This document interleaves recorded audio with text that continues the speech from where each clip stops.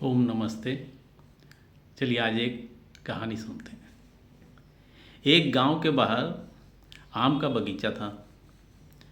अब आम के बगीचे के बाहर बंदरों का एक झुंड रहता था।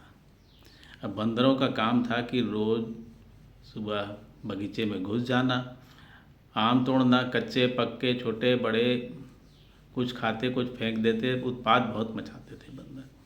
तो माली क्या करे? माली एक गुलेल रखा हुआ था और उसमें छोटे छोटे कंकड़ रखे हुए थे और उन कंकड़ को गुलेल में खींच के बंदरों को मारता था। इससे बंदर भाग जाते थे।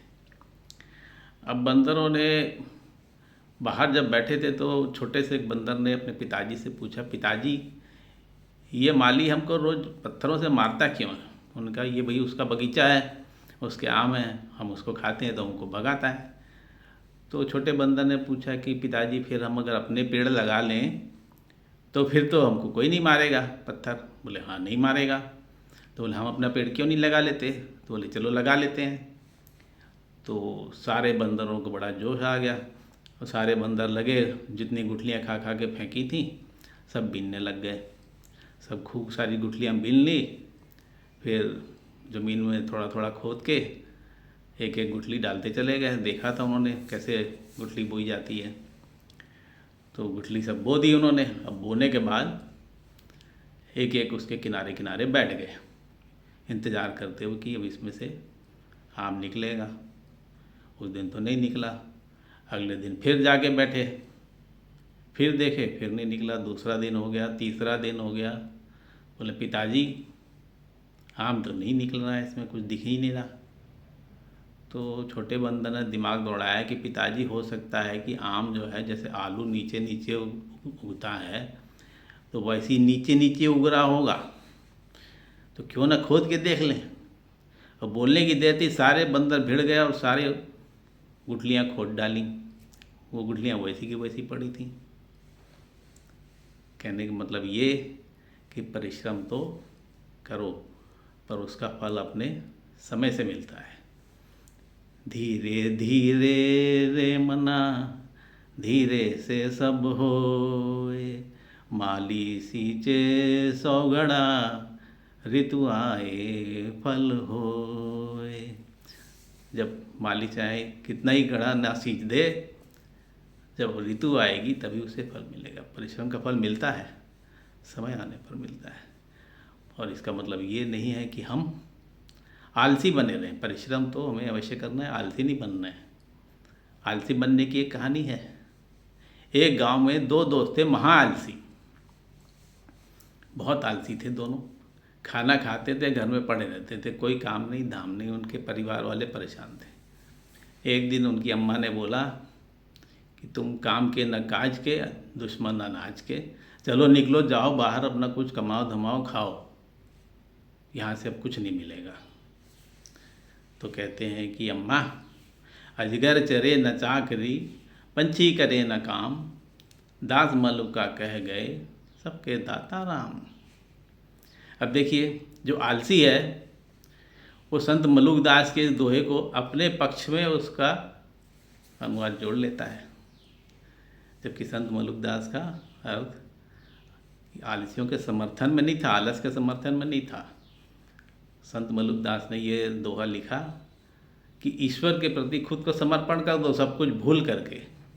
सब कुछ देने वाला वही है, उसके प्रति पूर्ण समर्पित हो जाओ और संतोष की भावना रखो। ये उनकी भावना थी।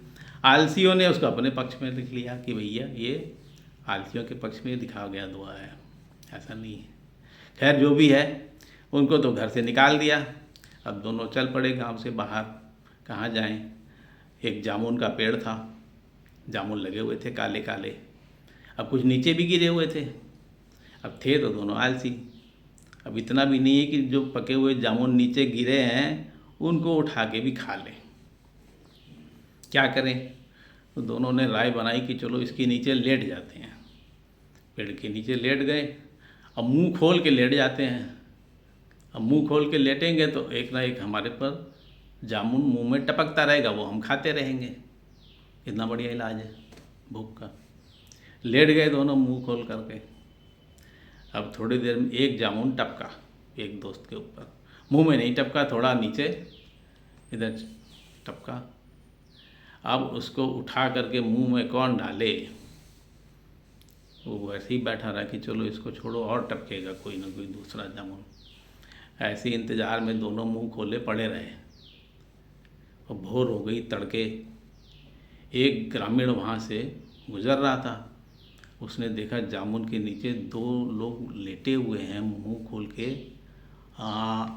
ऐसे लेटे हुए हैं तो लग रहा है कि दोनों तो भैया निकल लिए, लगता है रात को इनको सांप आपने किसी ने काट लिया और इनकी लीला समाप्त हो गई, ऐसा लग रहा है।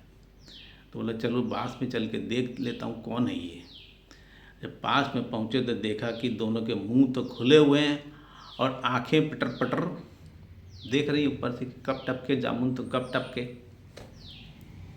तो उसने बोला अरे तुम ऐसे कैसे लेटे हुए हो यहाँ पर मुंह खोल कर। तो उसने बोला भैया ये जामुन जो मेरे ऊपर पड़ा है इसे मुंह में डाल दो। और उसको समझ में तो नहीं आया कि ये खुद क्यों नहीं डाल लेता। खैर उसने जो भी है उसके मुंह में डाल दिया, जामुन डाल दिया। तो बोला भैया इसको तो तुम भी अपने मुंह में डाल सकते थे ना।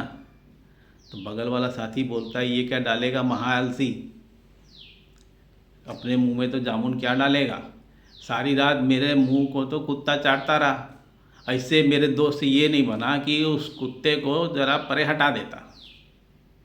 अब बताओ ऐसा आलसी कि खुद तो नहीं हटा सकता, वो चाह रहा मेरा दोस्त हटा देता। तो ये हो गई आलसियों की कहानी। ऐसे आलसी नहीं बनना है। मनुदास जी ने कहा, वो कर्मण्यता के लिए लिखा, कर्मण्यता के लिए नहीं लिखा। आलस्यम ही मनुष्याणाम शरीरस्थो महान रिपु। आलस्य जो है मनुष्य का सबसे बड़ा दुश्मन है। भगवान श्री कृष्ण गीता के दूसरे अध्याय में भी कर्म के बारे में क्या कहते हैं, कर्मण्येवाधिकारस्ते मा फलेषु कदाचन मा कर्मफल हेतुर्भुर्मा ते संगोस्तव कर्मणि। मनुष्य जो है कर्म करने का अधिकार है, फल पाना उसका अधिकार नहीं है। फल मिलेगा पर वो उसका अधिकार नहीं है। कर्म की फल की इच्छा रखते हुए कर्म नहीं करना है। श्री कृष्ण कहते हैं आलस्य को अपना जो है, अकर्मण्यता जो है उसको लिए अपनी आसक्ति नहीं रखनी है, उसके लिए आसक्ति नहीं होनी चाहिए। कर्मण्यता के लिए, आलस के लिए कर्म करना है, फल की इच्छा किए हुए बगैर फल करना है, फल तो मिलेगा, है ना। तो ये जो है उनका उपदेश है और यही आज की कहानियों की शिक्षा है कि हम परिश्रम करें और उसके फल का इंतज़ार करें, फल अवश्य मिलेगा। आलसी ना बने, चरैवती चलते रहें, हम सबका कल्याण अवश्य होगा।